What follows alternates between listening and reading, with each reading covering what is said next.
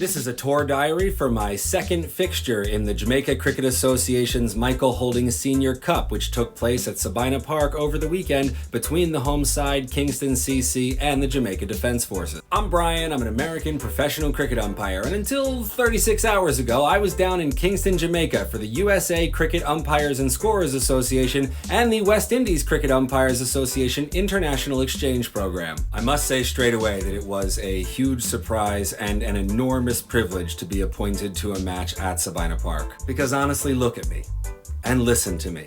And what right do I have to trot upon the same grass as some of Jamaica and the West Indies' most celebrated sporting heroes? Because while cricket is cricket, and while cricket is for everybody, I need to be aware that I'm a white American man who is now deeply entrenched inside of a game that is not made for me. That my presence in this game, in the USA and in the West Indies, will most often be treated as a surprise, and it's my job not to bulldoze my own ideas and my own culture on top of cricket, but to sit back and to listen and to learn. And I'm just so lucky that the ghosts who trot upon the outfield at Sabina Park, and the members who come to every game, and the former players who are now managers and coaches and fans, and the players from both the home side and the opposition, that all of them were willing and wanting to tell me stories of this great place.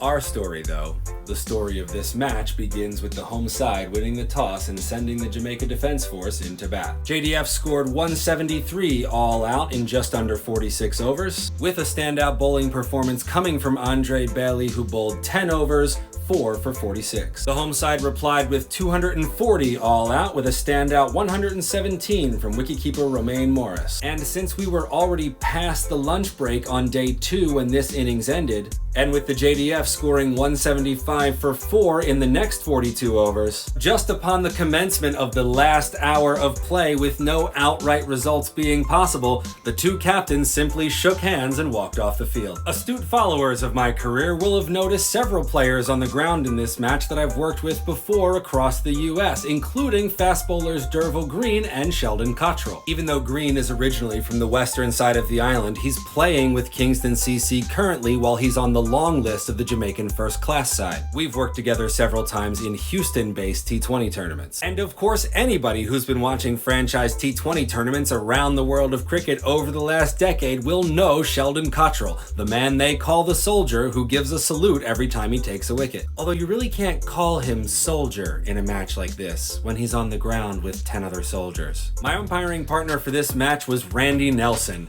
match referee, former Jamaican selector, and former Jamaica under-19 player alongside American cricket umpire Rohan Chambers. Shout out to Rohan, who gave us a lot of advice about visiting Jamaica before and while we were there. Be sure to follow him in his worldwide journey of cricket grounds tours. Unlike my match over at Lucas CC the previous week, this match did make it into the third of 4 batting innings, which means that for the first time in a legitimate cricket match, I got to change ends and umpire from both ends during a single match. This again is a piece of cricketing law that does not get used very much in the US because we don't play 2 innings cricket. This is also probably the first time in my career that I've had to deal with real, consistent, intimidating bowling. With 2 above shoulder height bouncers available in each over and bowlers who can actually execute that skill, 4 periods in all 3 innings, the teams were ready and willing to put some balls up by the throat. Randy and I even had a discussion during one of the intervals about Law 41.6, the bowling of dangerous and unfair short pitch deliveries, wherein the umpires are empowered to caution, no ball, and eventually even suspend a bowler who is bowling short consistently, just as an intimidation tactic. This didn't come to pass, but we did discuss it. Some other things I noted during this match was often needing to stand over at point rather than at square leg,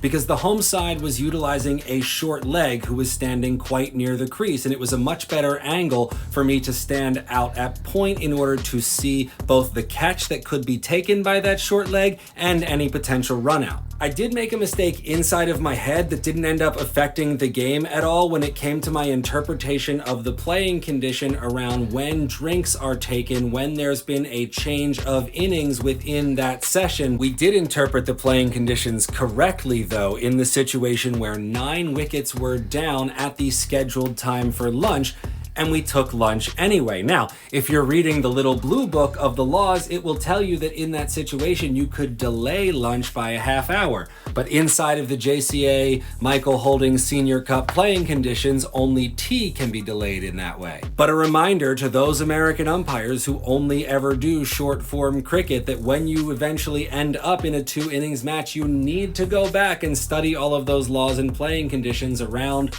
drinks, around rolling, around the times of the intervals, around when the grass can be cut, about what happens overnight and when the pitch is to be covered, and all those sorts of things that we mostly forget in the little blue book when we mostly do T20 cricket. This is my second and will be the last of my tour diary videos from this exchange program. We did do one other fixture while we were down in Jamaica, a T20 intercollegiate semifinal, but that was just a T20 match played according to the ICC's playing conditions, which we discuss on this page all the time anyway. I'll include highlights and some notes on that in my wider tour review that'll be coming up in the next video or two.